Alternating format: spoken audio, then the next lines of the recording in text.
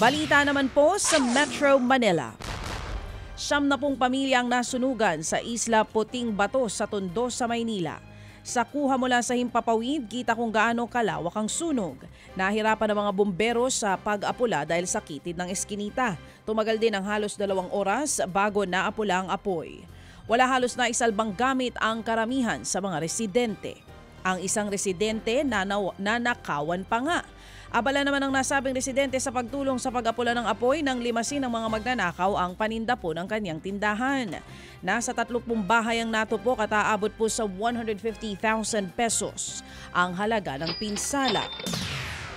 Wala namang nasawi o nasugatan sa sunog. Nobyembre noong nakaraang taon lang nang sumiklab din ang malawakang sunog sa Isla Puting Bato kung saan daan-daang pamilya ang apektado.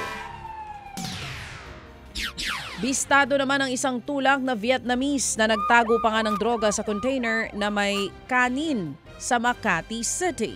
Walang kawala sa buy-bust ng suspect nang maaktuhang inaabot ang kontrabando sa rider na isa pa lang operatiba.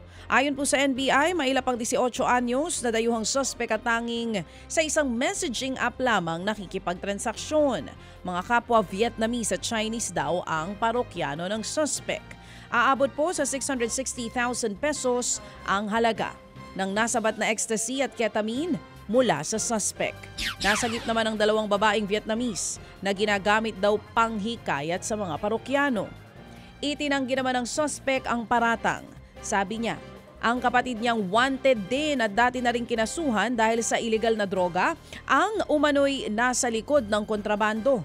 Hinahanap na ang kapatid ng suspect. Sinampahan na ito ng reklamong paglabag sa Comprehensive Dangerous Drugs Act at maging ng Cybercrime Prevention Act. Nabundol po ng humaharurot na big bike ang 2 babae na tumatawid lamang po dyan sa Maynila. Naku po, kalunos-lunos po ang video na ito. Sa video, kitang tumatawid nga ng pedestrian lane ng mga biktima kahit naka-green light pa para sa mga dumadaang motorista. Bago pa man makarating sa Center Island, nasa pool na sila ng humaharurot na big bike. Tumilapon po ang 2 babae pati na ang nakabanggang rider. Nagliyab naman ang motorsiklo nito.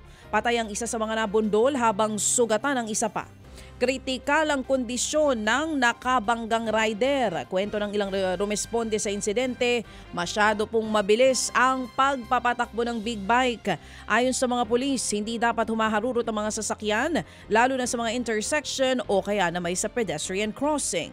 Sinampahan po ng reklamong reckless imprudence resulting in homicide and physical injury ang nakabanggang rider.